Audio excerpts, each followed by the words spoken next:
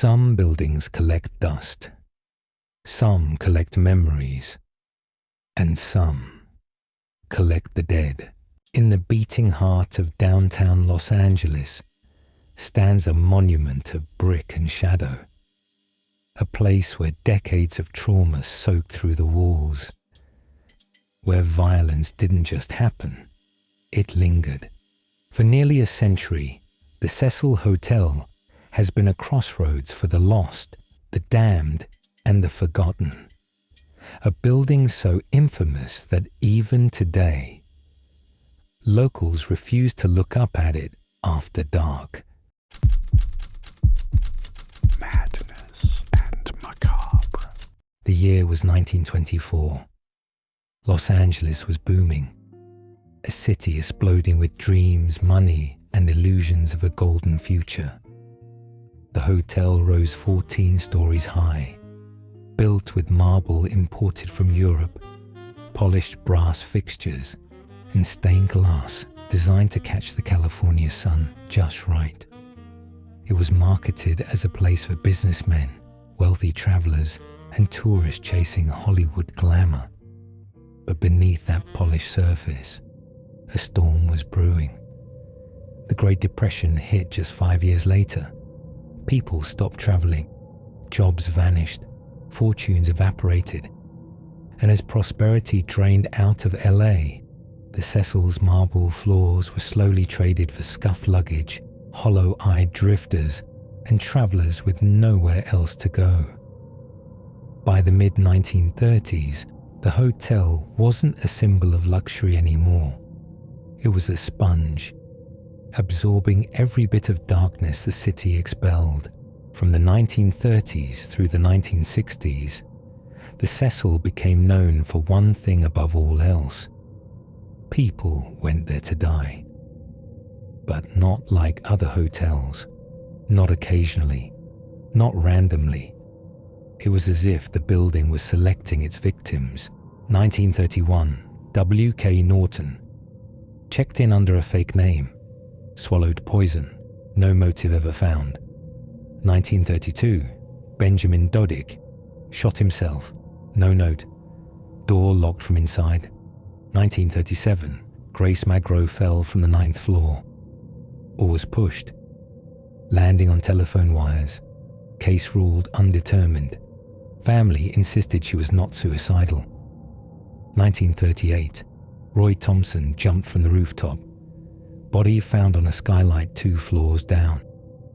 1944, the newborn baby incident. A woman, Dorothy Purcell, claimed she didn't know she was pregnant, delivered in the bathroom, believed the baby was dead, threw it out the window. The autopsy revealed she was wrong. By the late 1950s, the LAPD had a nickname for the Cecil, the Suicide Hotel. But staff whispered something more sinister. It wasn't the people who found the Cecil. It was the Cecil that found the people. In 1964, the Cecil Hotel experienced a tragedy that even long-time residents struggled to understand. Her name was Osgood, but everyone in the neighborhood knew her simply as Pigeon Goldie. She was a familiar presence in the area. Almost every afternoon, you could find her in Pershing Square, wearing her favorite blue Dodgers cap and feeding the pigeons that gathered at her feet. People described her as gentle, harmless, and endlessly kind. She never raised her voice, never caused trouble, and never seemed to have enemies. But kindness is not armor. And in the Cecil Hotel, even people who meant no harm could not escape the violence that lived in the walls. Goldie rented a modest room at the hotel, one of the lower floors that still offered a sliver of sunlight in the afternoon. Housekeepers said she was friendly and often greeted them with a warm smile as she passed in the hallway. Nothing in her behavior suggested that she felt unsafe or that she worried about anyone lurking within the building. Then, one afternoon, the staff noticed that her door was slightly ajar. This was unusual for Goldie. She locked her door religiously, even if she was just stepping out briefly to buy food for the birds. Something compelled one of the maids to knock and call her name. When no one answered, she pushed the door open. What she found inside shocked even employees who had worked at the Cecil for decades. Goldie's room looked like a storm had torn through it. Papers were scattered across the floor. Furniture was overturned. Her belongings were strewn everywhere, as if someone had searched for something, or destroyed everything simply out of rage. And there, near the foot of the bed, was Goldie herself. She had been attacked violently. There were no signs that she had fought back successfully. The assault had been sudden and overwhelming, leaving her no time to defend herself. Her beloved Dodgers cap, the one she wore every day, lay discarded on the carpet near her body, a small detail that made the scene feel even more tragic, as if the killer had ripped it off without a second thought. The police arrived quickly, and almost immediately they arrested a man found wandering through the neighborhood, shirtless and covered in what appeared to be bloodstains. He was brought to the station, questioned, and held as a suspect. For a moment, it seemed like the case had been solved within hours. But nothing about the Cecil Hotel is ever simple. The evidence against him fell apart almost immediately. The timeline didn't match, the stains weren't blood, and nothing physically connected him to Goldie's room. There was no alternative suspect, no strong leads, no witnesses who saw anyone go into her room. Within days, the man was released. The investigation went cold, and Goldie's murderer vanished back into the anonymity of downtown Los Angeles, leaving behind a room full of chaos and a story the city never fully understood. Employees later said that Goldie's room felt wrong after that day. Housekeepers refused to go inside alone. A few claimed that the air felt heavy when you stepped through the doorway, as if the room itself remembered what had happened. One housekeeper reportedly asked to be transferred to another floor, saying, "Something is still in there. I don't know what it is, but it doesn't feel empty." Goldie's death became one more unsolved case in a building filled with unanswered questions. And the Cecil continued collecting tragedies, as if it had no intention of stopping.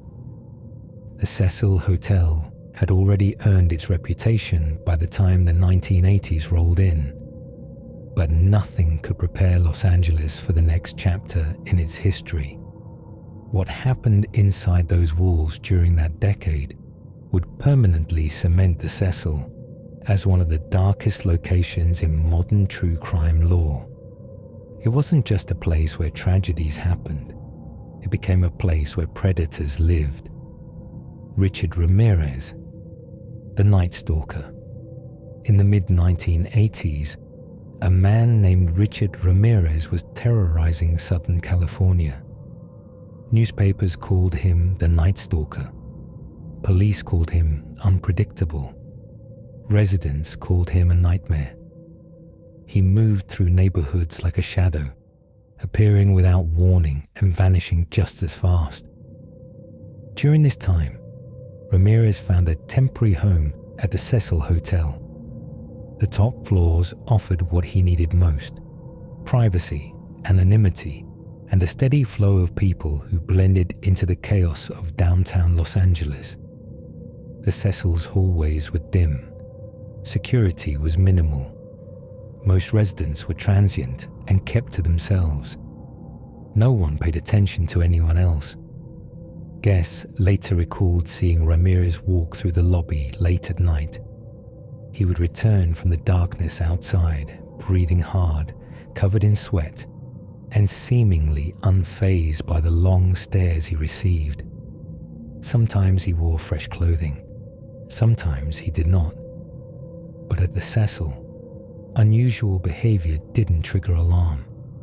Residents looked away, the staff had seen worse, and the building absorbed it. Ramirez used the Cecil as a kind of staging ground, a place to rest, to disappear, and to return to after his violent sprees. When he walked its hallways, no one realized they were passing one of the most notorious criminals in California's history. Later, when Ramirez was finally arrested, investigators traced his footsteps back to the Cecil. It became another dark entry in the hotel's growing legend. Jack Unterweger, the killer who returned to his craft.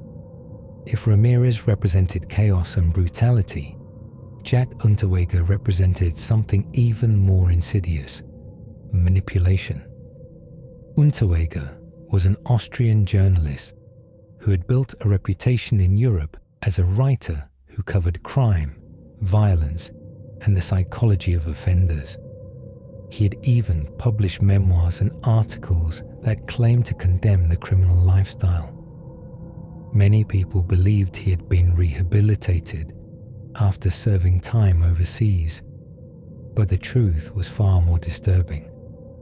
Unterweger was not studying killers, he was learning from them.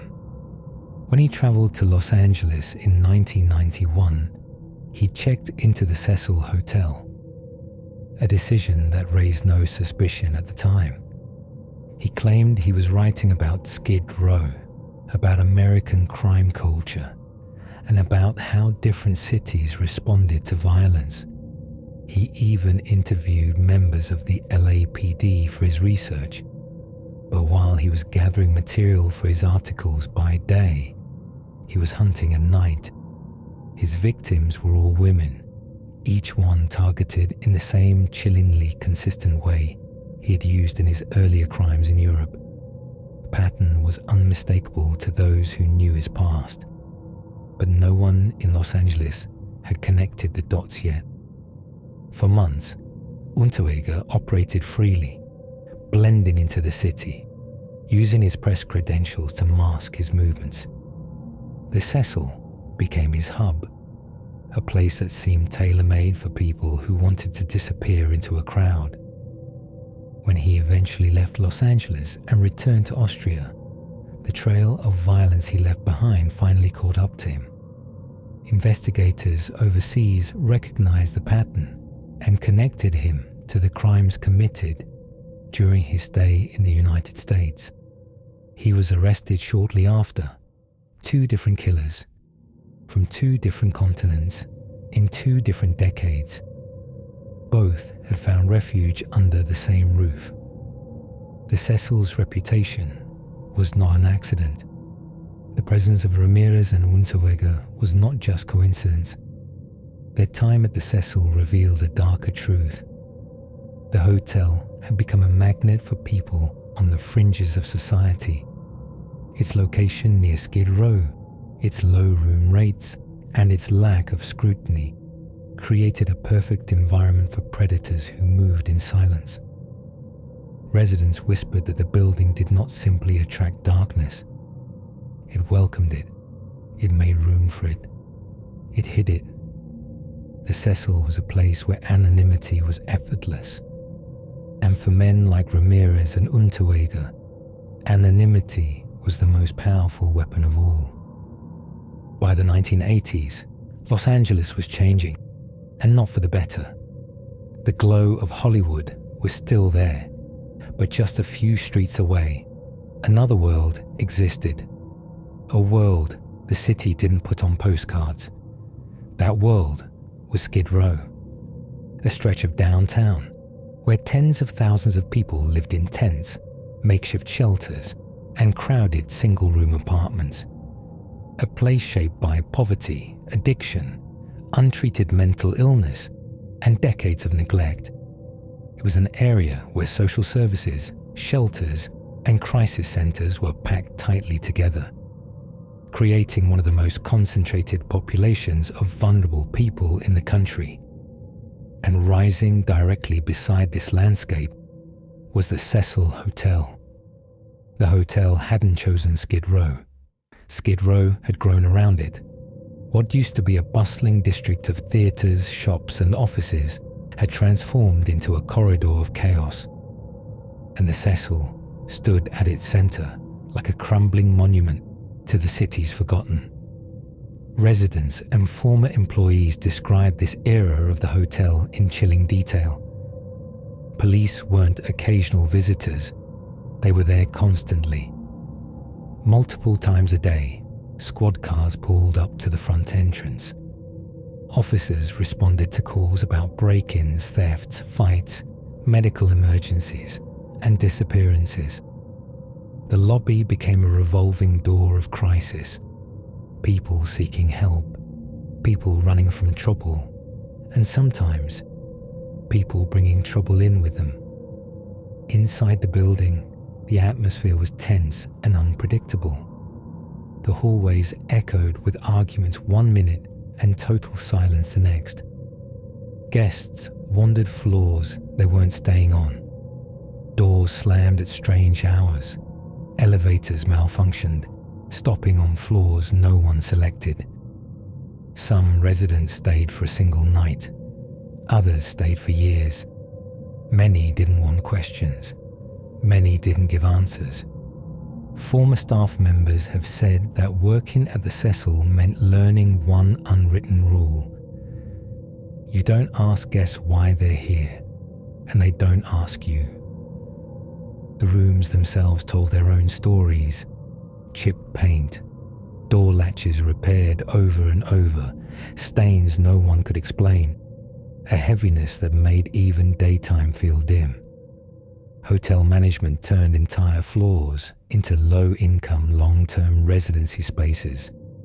The top floors, which had once been reserved for well-to-do travellers in the 1930s, now house people simply looking for shelter, safety, or a few days of stability. But safety was never guaranteed.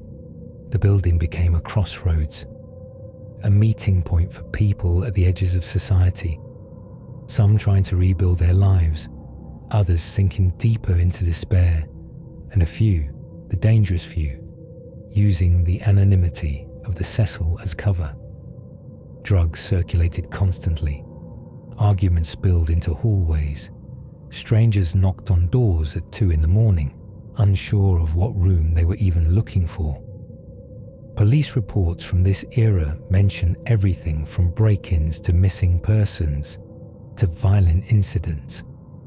Many of these cases faded without resolution, swallowed by the overwhelming volume of calls in the district. To outsiders, the Cecil seemed cursed. To locals, it was simply a part of Skid Row, a place where people came when they had nowhere else to go. But to those who lived inside, the building didn't feel neutral. It felt aware. Some guests claimed they heard knocking on their doors when no one was there. Others reported footsteps following behind them down empty halls. Some said they woke up to the sound of voices, not shouting but whispering, not threatening but present. Security guards described moments where the air in the lobby felt suddenly cold, as if someone invisible had walked past them. Housekeepers refused to go to certain floors alone. Maintenance workers reported lights flickering for no electrical reason. Whether it was haunting, coincidence, or simply the weight of the building's history, one thing was certain. The Cecil wasn't just another hotel on Skid Row. It was a gravity point, drawing tragedy, desperation, and danger toward it like a magnet. And in the decades ahead, its walls would witness events far stranger and far darker than anything the city had seen in years. Elisa Lam's story is the one that brought the Cecil Hotel back into the spotlight for an entirely new generation. Not because it was the most violent death in the building's history, but because it was the most baffling. A mystery that felt modern, viral, and impossible to categorize. Elisa was a 21-year-old student from Vancouver, traveling through California alone. She was intelligent, curious, and deeply introspective.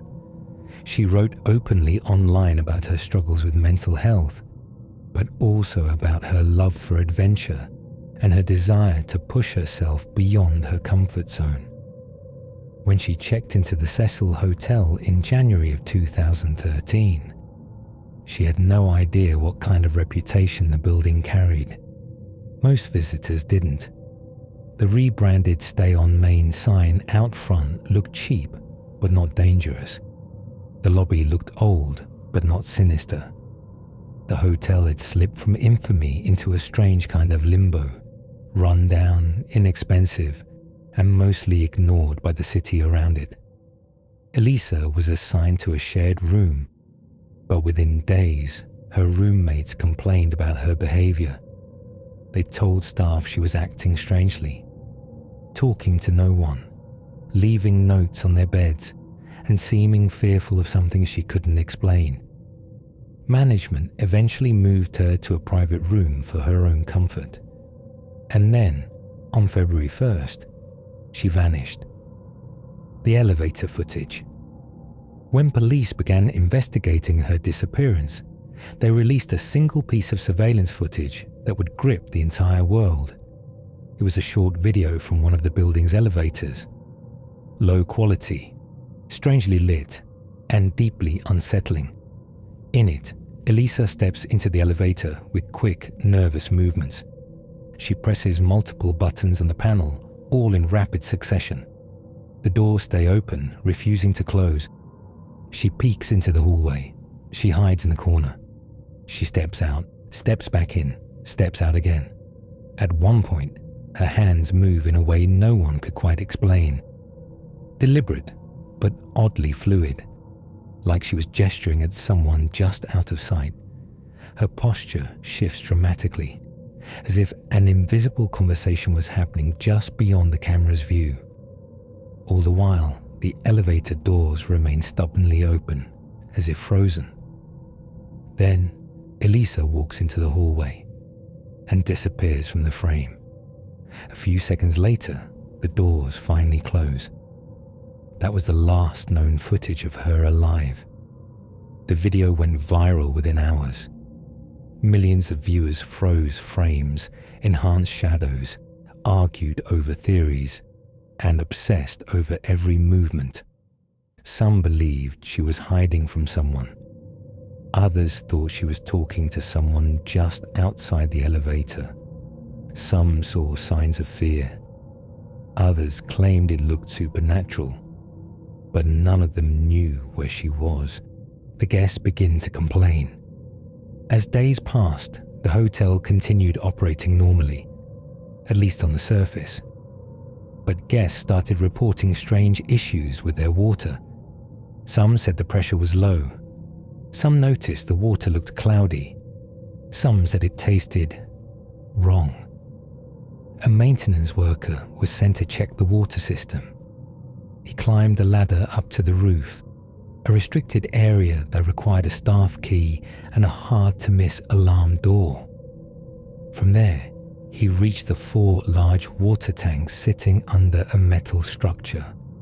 He lifted the hatch of one tank, and inside, he found what everyone had feared. Floating in the water was the body of Elisa Lam. Her clothes were found separately, drifting around her. Her belongings were gone. The lid to the tank, heavy enough that it usually took effort to close, was somehow sealed shut. Forensic investigators were baffled. To reach the water tanks, someone would have to enter a locked hallway, open a secure door marked staff only, avoid setting off the alarm, climb to the roof, climb a second ladder onto the tank platform, open a tank heavy enough to require strength, and then somehow close that same lid afterward. It didn't make sense, especially for a guest traveling alone. There were no security cameras covering that section of the roof. There were no eyewitnesses. There were no signs of a struggle. And there was no clear explanation for how Elisa ended up inside the tank. Her death was ultimately ruled accidental, attributed to drowning and her ongoing mental health struggles. But few people accepted that answer. Theories that exploded online. Her case went viral, unlike anything the Cecil had seen before. A wave of online speculation consumed every corner of the internet. Some believed she experienced a mental health crisis and accidentally entered the tank. Others believed she had been followed, harmed, or coerced by someone the cameras never captured. Some pointed to the elevator malfunction, seeing intelligence or presence behind the doors that refused to close. A few spiraled into conspiracy, linking her case to outbreaks in the area, to strange coincidences in movies, even to the building's dark past.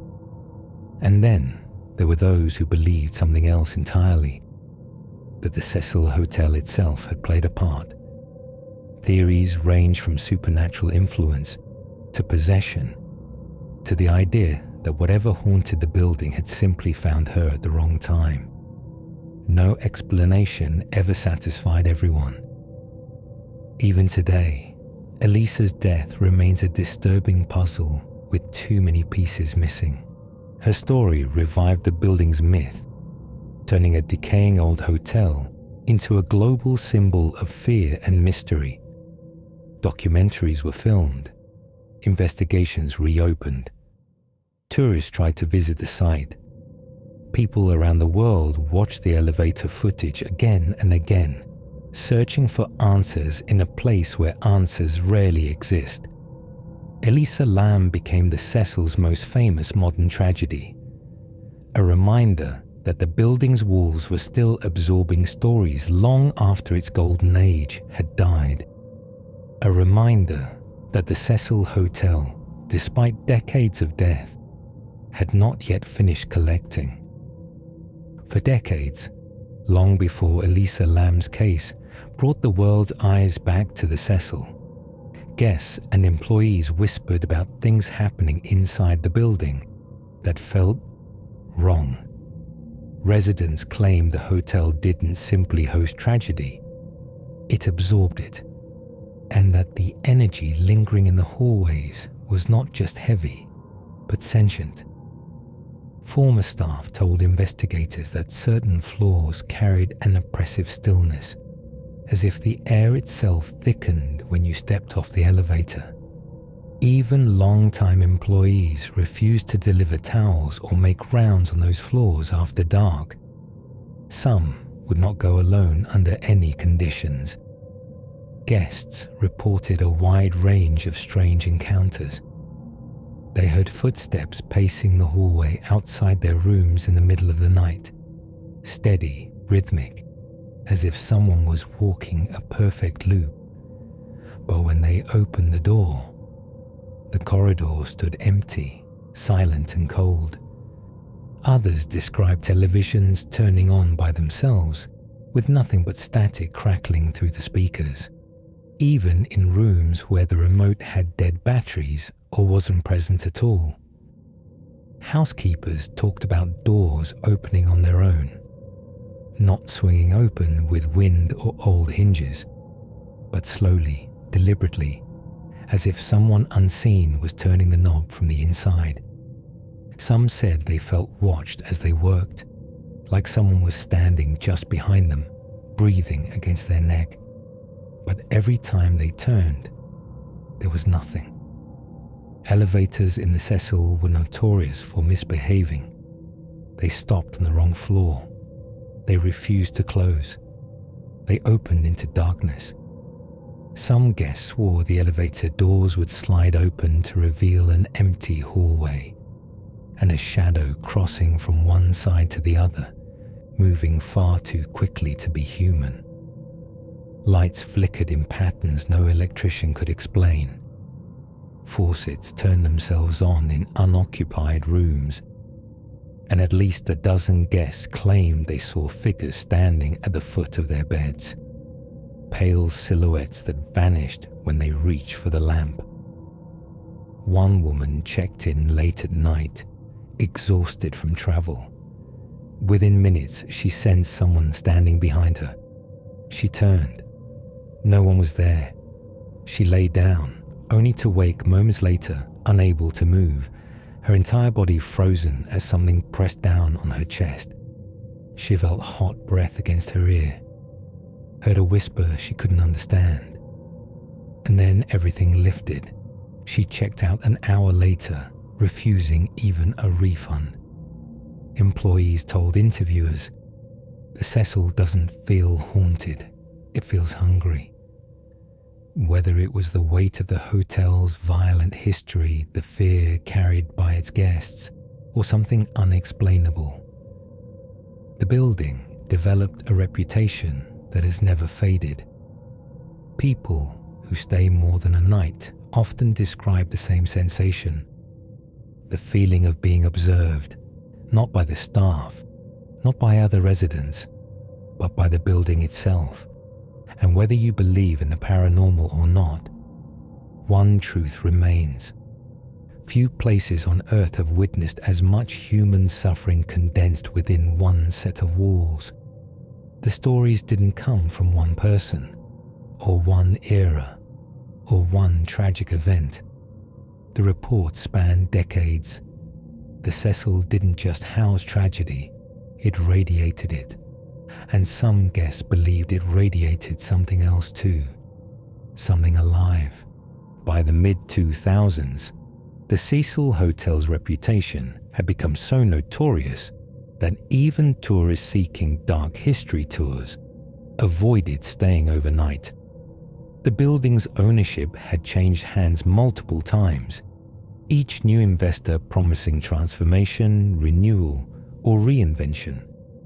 But none could outrun the hotel's past. In 2017, the decision was made to shut the building down entirely for a massive renovation project. Millions of dollars were poured into the effort. New wiring, new plumbing, new paint, new decor, new branding. They tried everything. They even attempted to rename the hotel, calling it Stay on Main, hoping that a fresh identity could erase nearly a century of darkness. But the staff quickly realized something unsettling. No matter how much you change the building's appearance, you cannot change its core. Workers reported feeling uneasy during the remodel, especially on the upper floors. Construction crews refused to stay late. Tools went missing overnight, not misplaced, but discovered hours later in rooms that had been locked. Paint cans were knocked over with no one inside. Heavy doors slammed without air pressure or drafts to explain them. One electrician described working on the 10th floor. There was no one else with me. I kept hearing someone walking behind me. Every time I turned, the footsteps stopped. I got out of there and refused to go back. Another worker claimed he saw someone standing at the end of the hallway. Tall, still, dressed in outdated clothing. When he called out, the figure turned the corner. He followed, only to find an empty hallway with no exits. By 2021, part of the building reopened, not as a hotel, but as low-income housing. Only certain sections were restored. The rest of the building, including the infamous upper floors and the old water tank access, remained sealed off. Today, the Cecil stands in a strange limbo. Partly modern, partly abandoned, partly asleep, partly awake. Residents claim the energy is still there, heavy, unsettling, and impossible to ignore when the sun goes down. Some say the elevators still behave unpredictably. Others hear things moving in the walls or tapping on old pipes. A few residents refuse to use certain hallways entirely. The building does not feel neutral, it feels watchful. And though its doors are no longer open to travelers seeking cheap rooms, the Cecil Hotel continues to loom over downtown Los Angeles, a monument to despair, tragedy, mystery, and the human psyche's darkest corners. People walk past it every day. Most don't look up, but those who do swear the windows are not as empty as they seem. The Cecil Hotel has closed. It has reopened, and part of it will never open again. But its stories, the ones whispered in hallways, written in police reports, whispered through decades, are far from finished. Some buildings fade with time. The Cecil endures, and it waits. Madness and Macabre.